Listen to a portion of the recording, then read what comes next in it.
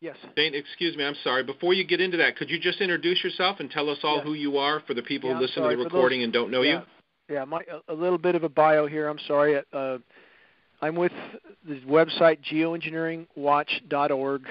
Michael Murphy and myself, there's a few of us that are part of that site. I have a background with Bechtel Power Corporation in renewable energy. Worked on one of the first commercial solar plants in the continental U.S. My home was on the world's largest renewable energy magazine. That's how I got onto this issue. I'd been told about it, but was frankly very skeptical. And when I moved to Northern California expecting clean air with a very large, completely off-grid home and started to lose on some days 50, 60, 70, even 80% of my solar uptake from these intermittent grid patterns, clearly something was wrong. Something was going on in the sky. Quickly came on the subject of geoengineering, and my life has been on hold ever since, over a decade. Prior to this, my area of study and research was climate change and the atmosphere, and that, of course, tailed right into this. And so this is the majority of what I've done for the last 10 years. Not a battle I wanted in any sense, but one I just simply felt if it was not stopped, nothing else would matter. I feel that more than ever today. And if on the temperature anomalies we see, I'm sure everybody's seen these wild swings in temperature, and it's very apparent now they are doing massive manipulation with the jet stream in conjunction with the aerosols. And my conclusion on that, and we can go into Q&A here in a minute because I like that best anyway, but I believe that the planet is in full-blown meltdown. I'm not an Al Gore fan. I'm not a carbon credit fan, but that does not change the reality on the ground. Geoengineering appears to be, from my research, the largest single causal factor. We've been not very kind to the planet. I don't think anybody can argue that one, but geoengineering is by far the largest wrench in the works that appears to have triggered climate feedback loops. One of those feedback loops is methane expulsion, which appears to be completely released or triggered at this point, and that in conjunction with the shredded ozone layer is certainly a result of geoengineering. We are in uncharted territory, and the methane expulsion is not a century-long event. It's not a decade-long event. It happens over the course of a few years, and all available data indicates it's happening now, and this is a global game-changing event. And the paradox is, again, geoengineering appears to be one of the largest single causal factors, the largest causal factor, because geoengineering alters wind patterns along with HARP, which then alters ocean currents. Now we have ocean currents that used to turn south from the Atlantic before they went into the Arctic. Now they go straight into the Arctic. That's part of the reason the methane hydrates have thawed. Shredded ozone, another reason they've thawed. And so as the methane releases, many people might have heard that methane is 20 times more potent than CO2 as a greenhouse gas. But in fact, that's over a 100-year time horizon. Over a 10-year time horizon, it's over 100 times more potent. So the magnitude of this cannot be overstated. And the reservoir that's releasing in the East Siberian Shelf of the Arctic is massive. And it has the potential to extinguish life on Earth, that reservoir alone. So, again, the paradox is the more they spray, the more they apparently feel they have to spray in order to cover up the damage they've already done. It's painting us straight into a corner, but it's all they know how to do. It's all they're geared to do.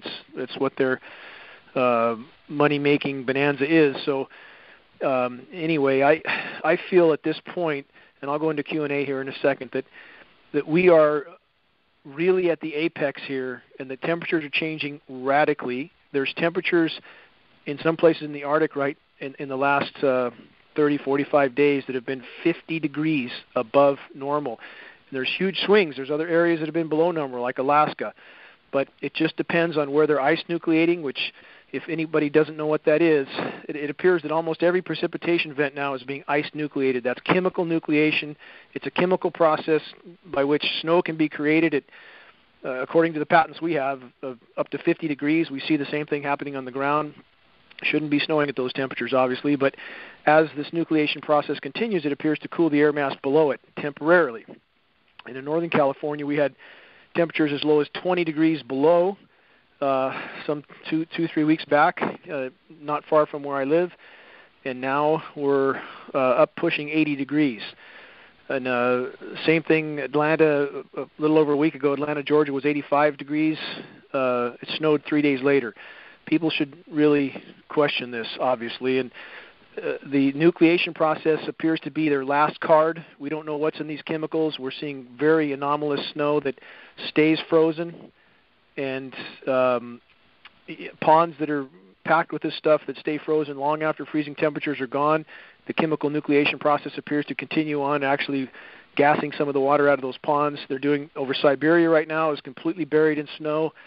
The radar, we can see them ice nucleating. You can see what was a rain cell that flashes out the snow as it's got this material dumped on it. So anyway, I'll go to Q&A, but I believe right now that what they have triggered is so cataclysmic, and paleo data backs this up, paleoclimatic data, that they now are in total desperation trying to cover up what they've helped to cause, and now the stakes are as high as they could be. And even to put this in perspective, the Arctic Methane Emergency Group, AMEG is the acronym, a lot of geoscientists there, Ken Caldera is one, if anybody's familiar with his name, but their latest proposals to stop this methane are to use the ionosphere heaters, which are the HAARP facilities around the globe, and try to use opposing frequencies to nuke the atmosphere in a desperate and completely destructive attempt to degrade the methane before it completely saturates the atmosphere. So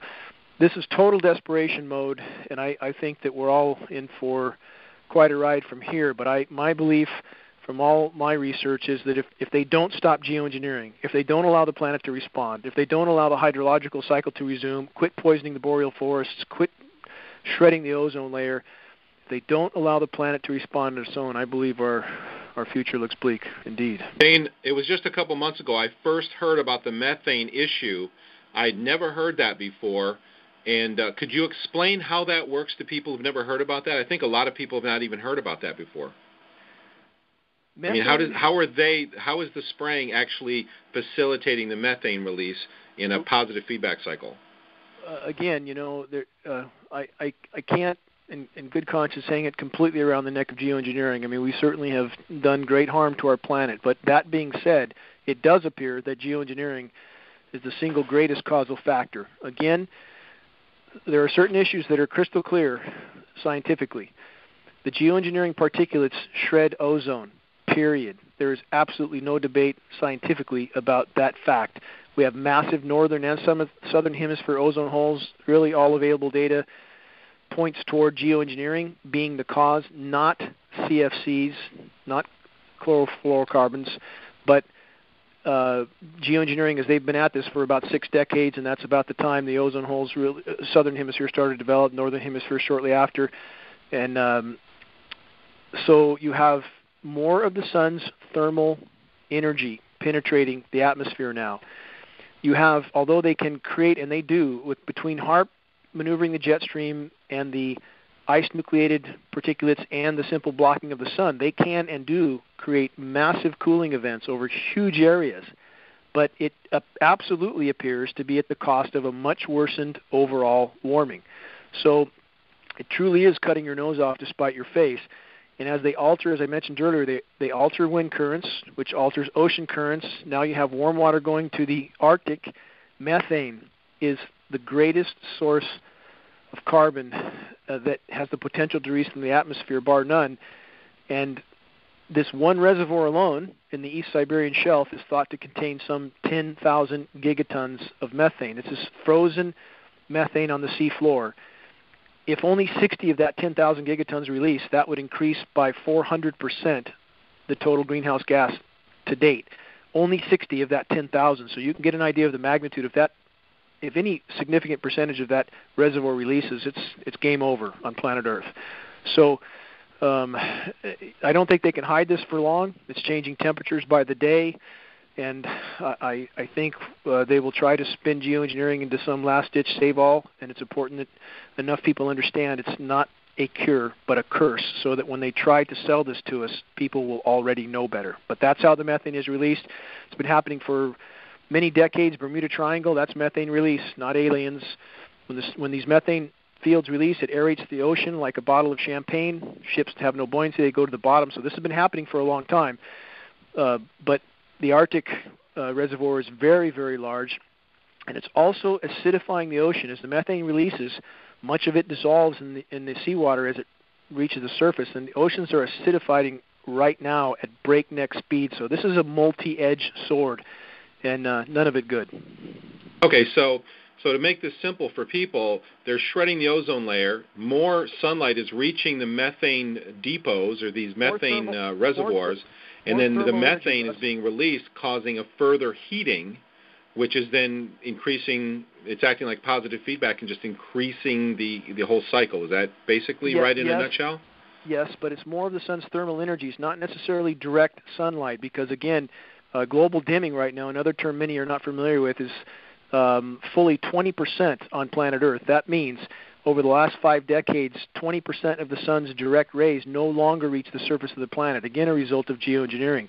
So, I mean, the amount of decimation being caused by geoengineering, it can't be quantified. Again, it's shredding the ozone, altering wind currents, releasing methane, poisoning everything that lives, the boreal forests, which are the lungs of the planet, the northern latitude forests, Siberia, the Pacific Northwest. I spent my life in the forest, and it looks absolutely horrific. I just came in prior to making this call, and the devastation is cataclysmic. And so now you have these forests that were the lungs of the planet that were a carbon sink that absorbed carbon. Now they are a carbon source. They're emitting carbon because they are dying. So, I mean, there's nothing that's not being harmed by geoengineering. It is harming everything. But the sun's thermal energy, Russ, again, it's not always in the form of direct sunlight. It's like a cloudy day on the beach. You know, you can still get sunburnt. And another part of this feedback loop is the Arctic ice cap. Many people, the global warming debate rages on, and it really should not. Although there was a small section of Antarctica that has, in fact, increased the sea ice slightly, and that we fully believe is from ice nucleation, areas that it did not snow before, did no precipitation because it was too cold. The air didn't contain enough moisture to precipitate. Now it does have enough moisture. It is precipitating, and there's sea ice forming, but that doesn't mean it's getting colder. It's not getting colder. And in the case of the Arctic ice cap, it almost completely imploded this year. Media is not covering this. During most of the melt season, the Arctic ice cap was losing 100,000 square kilometers of surface area a day. Near the end of the ice season, the melt season, it was 130,000 square kilometers a day. It's not expected to last more than 2 or 3 more years. No ice. Again, back to the methane. Instead of the surface of the ice reflecting 90% of the sun's thermal energy, now the sea absorbs 90+% of that thermal energy. So add that increased absorption of sunlight from the open seawater, add the ocean currents that are now delivering warm water, add the increased thermal energy from the sun, from the shredded ozone. Bad mix, bad combination. Methane releases, causes heating, more ice melt, more absorption, positive feedback loop. Very, very clear, easy to understand. All right, let me ask you some hard questions real quick, because I know everybody is asking themselves this, and they respect what you think, and they'd like to know what you think. I think. How long until this process affects every soul on Earth? How long till it's an actual, something that nobody, even the people who are trying to deny most and go on with their lives, have to deal with? Based on the data I see, I don't believe they'll be able to hide this past the end of this year, perhaps not even that long. And I believe that the ramifications from this event are unfolding so rapidly that I feel it's certainly a strong probability that some event might be laid on us to just distract from everything unfolding. You know, maybe they'll start World War III, maybe a false flag event or something. This is purely speculation. I have no knowledge of that, obviously, but based on the ramifications of the imploding environment, and again, to put this in a little more perspective, Russ, the species extinction rate today is somewhere between 100,000% of normal background extinction and 1,000,000% of normal background extinction. That's between 1,000 and 10,000 times normal background. We're losing as much as 200 species a day. We are in the 6th great mass extinction on planet Earth right now, today, and you can't hide that for long. You have fish stocks imploding. 93% of global pelagic fish stocks are now depleted. 93%. Now the bottom of the food chain, mackerel, herring, those are just starting to implode now completely. The previous methane mass expulsion, okay, we have paleo data to go on here. From 55 million years ago, the PETM event, Paleocene-Eocene thermal maximum, was a methane mass expulsion event. And it's felt that there was about, it depends on what model, what study you look at, but as much as 70% terrestrial extinction and perhaps over 90% ocean extinction. So, this is no joke, and it's going to change. But again, if they stopped geoengineering, that is our best chance. That they can only hurt the Earth's climate systems that are trying to compensate for what's happening. But when they seed the atmosphere, they stop cyclonic rotation, they stop ozone regeneration, they thwart the hydrological cycle, they poison what rain that does fall. It's doing nothing but harm. Geoengineering needs to stop. You said a word about the docks. Pelagic, is that what you said? Pelagic fish populations. Those are the greatest food stock fish. The tuna, the mackerel. Those are pelagic fish. Okay, so we're losing that on a massive scale right now. They're 93% depleted globally already.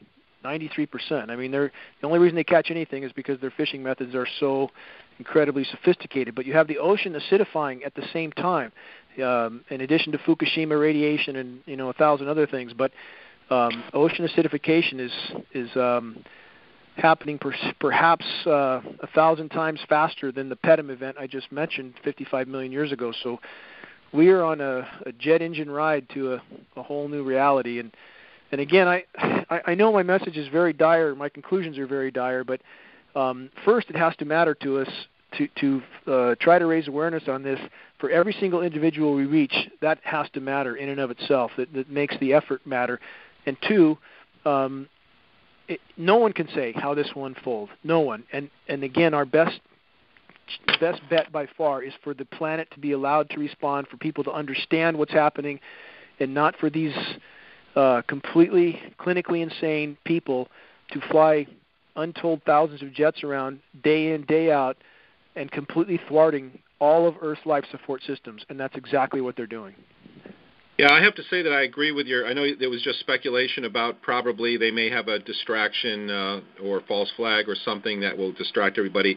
That's putting all the pieces together. I have to agree with that speculation that's probably what they're going to do. Now, so by doing chemtrails, by doing this so-called geoengineering, it sounds like they're obviously making the problem worse. Can't help but to believe they know exactly what they're doing. What do you think? They know they're making it worse, but maybe there's some reason behind it, or any thoughts on that? I think there could be a couple angles. I mean, I think that on one hand, they know it's going to collapse, period, and so they don't care. And I always have to bring up the issue of 1,800 plus nuclear detonations on planet Earth. I mean, what sane group of people would do that? I mean, exposing themselves absolutely positively, strontium-90 in all of our bones. Everything was contaminated from those 1,800 detonations, blowing up beautiful South Sea islands. Why would anybody do that? I mean, there's no sanity in this equation, certainly. But I believe, in having spoken to Ken Caldeira and having spoken to David Keith at the Geoengineering Conference in San Diego, that from my perspective, I don't think there's a lot of rational thinking in this equation. Not at all. They live in bubbles where the consequences of their actions don't appear to be relevant to them.